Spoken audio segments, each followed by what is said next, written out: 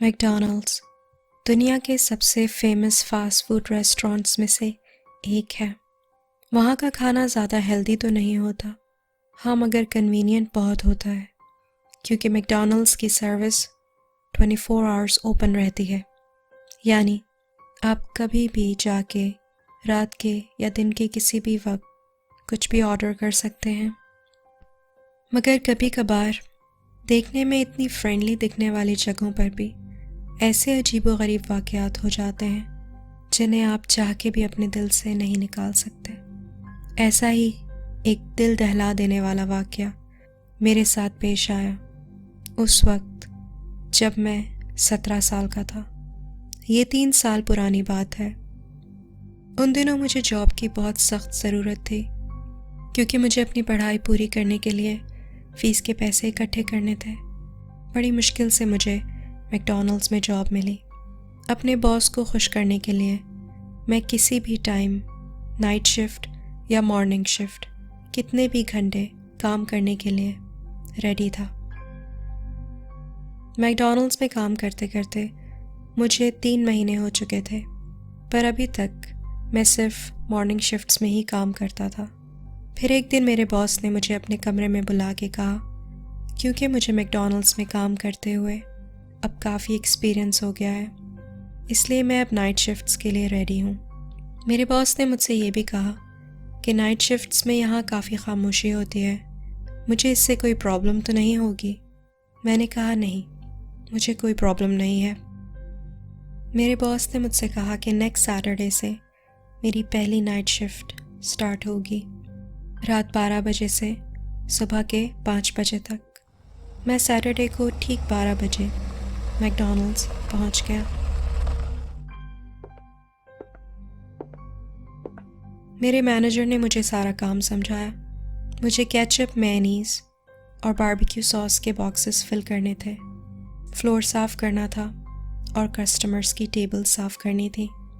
उसने मुझे काम की एक लंबी लिस्ट थमा दी। मैनेजर मुझे सारा काम समझा के घर चला गया। मैकडॉनल्ड्स में काफ़ी खामोशी थी, मगर मुझे उस खामोशी का उतना एहसास नहीं हो रहा था, क्योंकि मैं अपने काम में बिज़ी था। बहुत सारा काम था जो मुझे ख़त्म करना था। काम करते करते टाइम का पता भी नहीं चला और रात के 2 बज गए। अजीब बात थी कि उस वक्त तक एक भी कस्टमर मैकडॉनल्ड्स में नहीं आया था, पर मुझे अपने काम से काम था। मैं चाहता था कि जल्दी से सब काम ख़त्म कर लूं, क्योंकि मुझे अगले दिन मैनेजर को रिपोर्ट देनी थी। मैं काउंटर पे कॉफ़ी के कप्स अरेंज कर रहा था कि अचानक मुझे ऐसा महसूस हुआ कि जैसे कोई मुझे देख रहा है। एक अजीब सा एहसास था, पर मैंने उस पर ज़्यादा ध्यान नहीं दिया और सोचा कि अभी रात में इस तरह जाग के काम करने का मुझे एक्सपीरियंस नहीं है, इसलिए मेरे जहन में ऐसे अजीबोगरीब ख़यालात आ रहे हैं। फिर अचानक मेरी नज़र बाहर खिड़की पे गई। जब मैंने खिड़की की तरफ देखा तो मुझे एक अजीब सा काला साया नज़र आया, जैसे कि बाहर कोई खड़ा है। पर मैंने सोचा शायद ये मेरा वहम है, इस वक्त यहाँ कौन हो सकता है। मैंने अपना ध्यान दोबारा काम की तरफ लगा दिया और कस्टमर्स की टेबल सेट करने लगा। थोड़ी देर बाद मेरा ध्यान बाहर खिड़की पे दोबारा गया।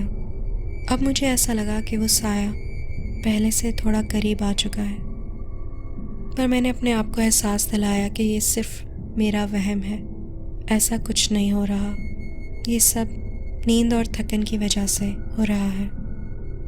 फिर मैंने डिसाइड किया कि मैं अब बाहर खिड़की की तरफ नहीं देखूंगा और बस अपने काम पे फोकस करूंगा। इसलिए मैं दोबारा से टेबल साफ़ करने में बिज़ी हो गया। अभी मैं टेबल साफ़ कर रहा था कि अचानक मुझे एक आवाज़ आई।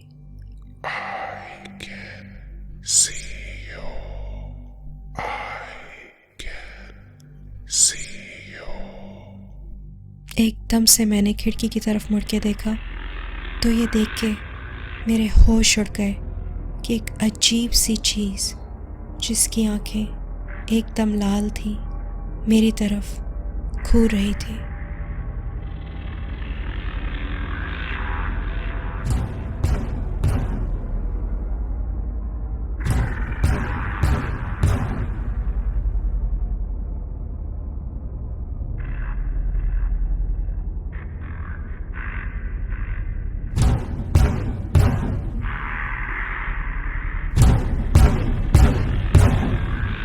अब मैं वहाँ 1 मिनट नहीं रुक सकता था। मैंने फ़ौरन दरवाज़े पे क्लोज्ड का साइन लगाया, अपनी गाड़ी में बैठा और गाड़ी एकदम तेज़ चलाना शुरू कर दी।